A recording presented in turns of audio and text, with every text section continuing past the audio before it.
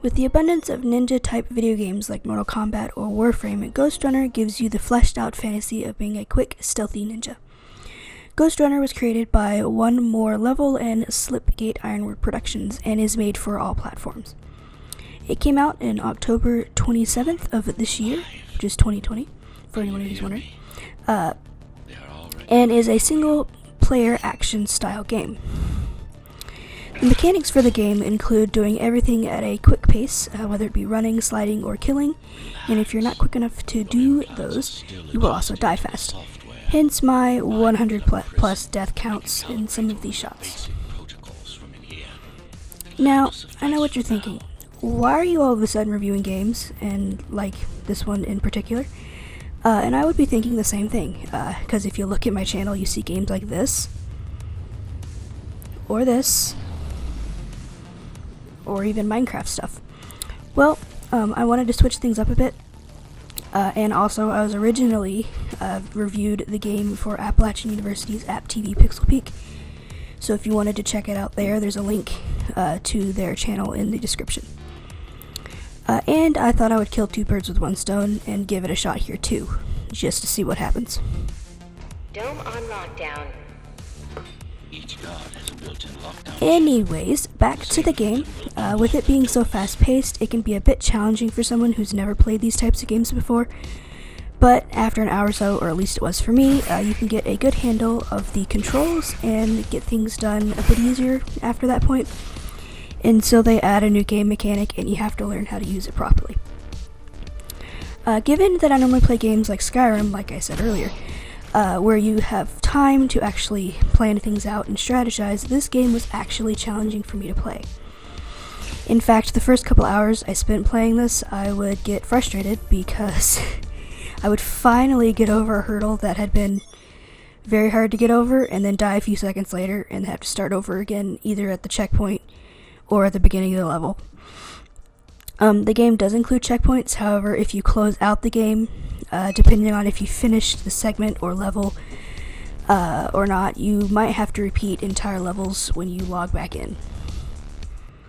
Or like repeat a level until you gotten back to where you were before. At the beginning of the game, you wake up as a cyber-enhanced swordsman who, after getting thrown out of a tower, has no memory of who or what he is. The player is then guided by an AI known as the Architect and gets wrapped up in the power struggle between the two rulers of the broken world you are playing in. Even before I had played the game while watching the trailer for the game, I found myself intrigued by the main character, like who he was and why he was broken.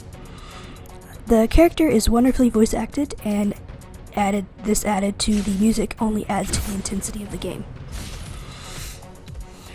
The controls, for the most part, were pretty simple to get a grasp of, or at least they were for me, and were similar to the controls for other games that I've played in the past. Although getting the hang of the new mechanics might take you a bit, it did for me, and also trying to use multiple moves at once also took me, like at least for me, took me a bit to learn as well. What do you say? What might help? At the beginning, I had a bit of an issue and figured out where to go. But once you get into the game a bit and learn a little bit of what you're doing, the game guides you a bit better than in the start.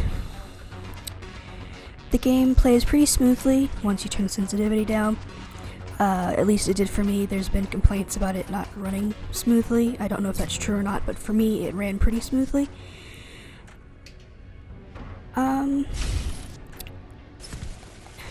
yeah, the basis for what you actually do in the game is basically all parkour and then murdering your way through enemies to complete the level.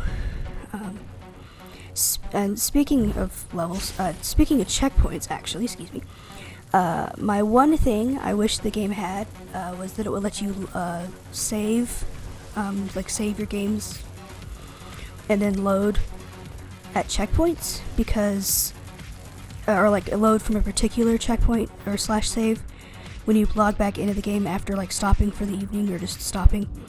I found myself having to repeat levels from the start because I had stopped at a checkpoint thinking I'd be able to start from said checkpoint when I logged back in, but ended up having to do the level over again. With this being my first of its kind, or at least on this channel, not really sure what I'm going to do for like a rating scale, but for now I would give it a score going off of 1 to 10, 1 being horrible and 10 being the best thing since sliced bread. I would give it around a 7, reasons being that it's a pretty good game and one that I didn't want to put down once I got over how to use the controls. But the fact that it doesn't let you know when you've completed a level or save, and also not giving you the option to load your last quick save, unless I was dumb and just didn't see that part. Sorry, car alarm. Feel free to roast me if I did miss it in the comments.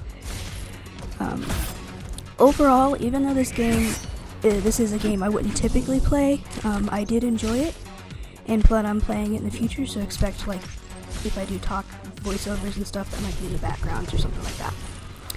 I hope you enjoyed, and I hope you have a wonderful week.